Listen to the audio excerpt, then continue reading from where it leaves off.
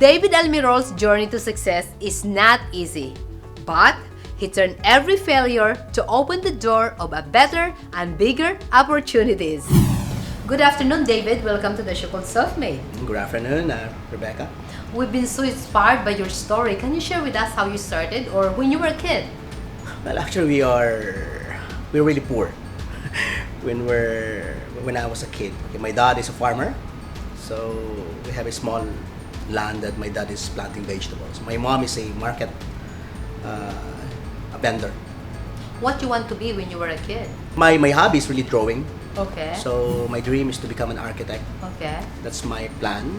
Okay. But the fate changed, so become a computer science graduate. Yeah. So how are you able to go to school when you're in college? My mom and dad, they were an OFW. So they had to go there because they cannot finance my I studies see. anymore. Okay. So they had to be an OFW. Okay. So they provided my tuition fee, everything. But I become also a working student. Okay. So I teach math because Okay. I love mathematics, Okay. and I also teach some students that they have confusion in programming. Okay. So I make little money from those part-time jobs. Okay. Did you ever hate your parents leaving you? No.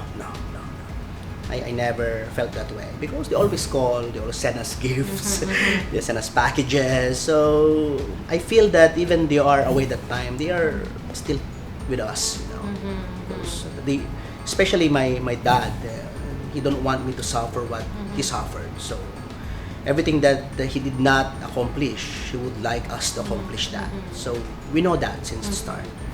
Were you a pasaway kid before? I was. You were? I was, but my dad, he trained me like a soldier. I'm like a marine. Because I'm not allowed to play that much. I have a span of time of playing. So what's your advice to OFW children? It's not. I become an OFW Yeah, too. yeah, someone like And you. I felt the same way when I was away with my family for more than 4 years, without going home. And the feeling is not easy, because you are in a place that you don't know anyone, You're like a stranger, And for the OFW kids, they should appreciate that. Being away to your beloved family or to your kids is not easy.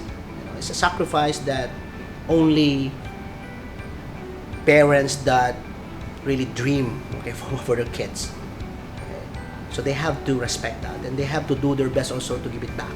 But then you also mentioned that you went abroad. Yes. Okay. As an IT. As an IT. Okay, then what but, happened?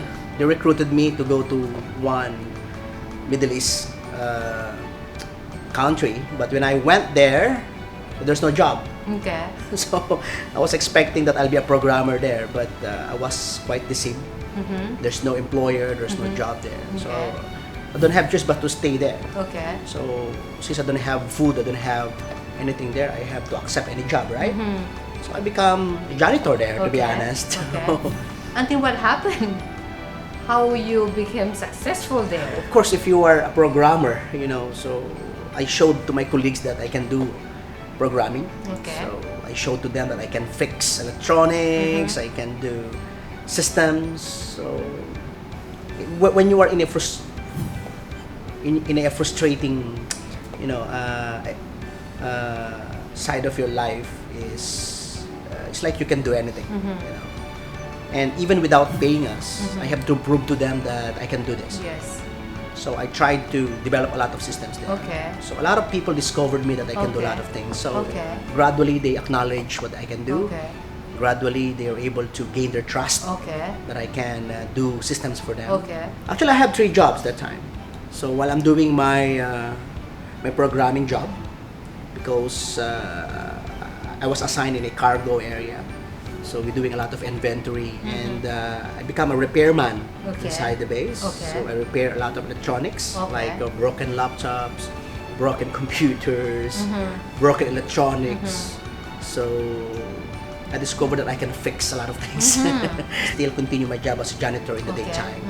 How that Mulitsys started? Actually, I should go back again in abroad because my earnings when I was in abroad for the first time, I again lost everything. So my decision is to go back. Okay.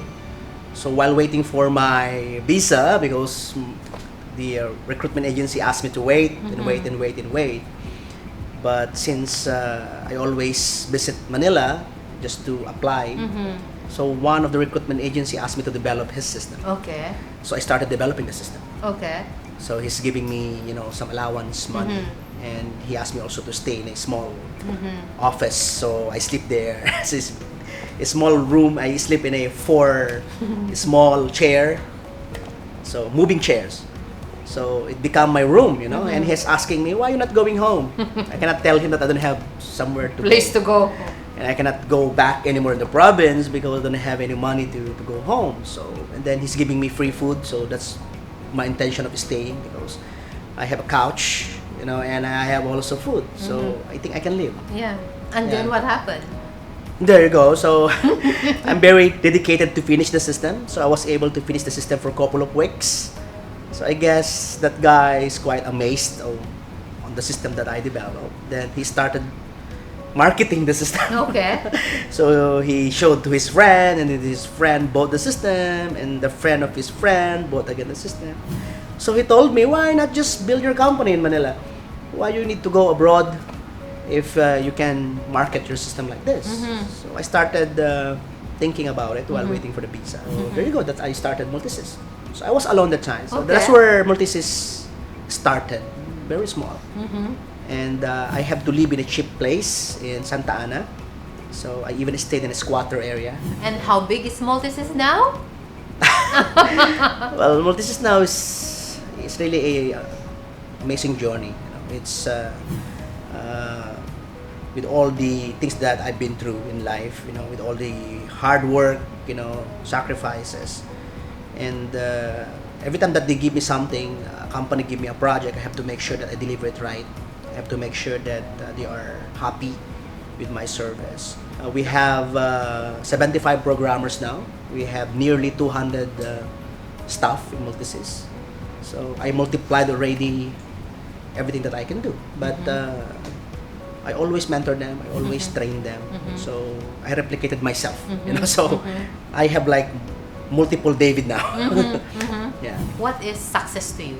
For me, success is it's not about money. It's not about money. It's not about money. But when you start, it's about money. No, actually. No? Because I have a very simple dream, Rebecca. I discovered that the moment that you're giving everything, you don't sacrifice quality, you don't sacrifice sincerity, you don't sacrifice dedication. That's where companies and people trust you.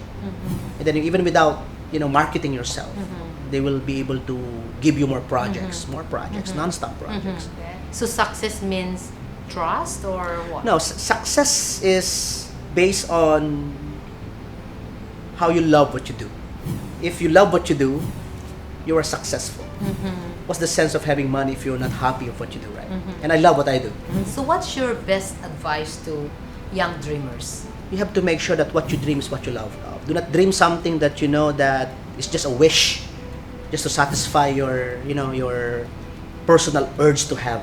The best thing is you have to make sure that it's not only belong to you. Now, it seems that you're really, really busy. Is your wife not complaining? My wife learned to become very patient. Okay. So she understood a lot of things. And she's always with me since day one. So Okay. she's beside me, she's supporting me. Sometimes, of course, she's telling me also about her frustration about me not giving time that much, because I'm also a father of my 5 kids. 5 kids. Yes, I have 5 kids, so I have to spend time with them. And I'm lucky because she's there to watch over them, even I'm not that around most of the time. So, David, how thankful are you with all the blessings that's coming to you? Everything I owe to God, right? So when you started to lose hope, when you started to doubt what you can do, is the moment that you'll be able to acknowledge the help of God to you. So And I always thank God because He provided a lot of people. He provided a lot of people that surrounds me to become my support. So there are down times of my life that it's really hard to move up. But He used a lot of people.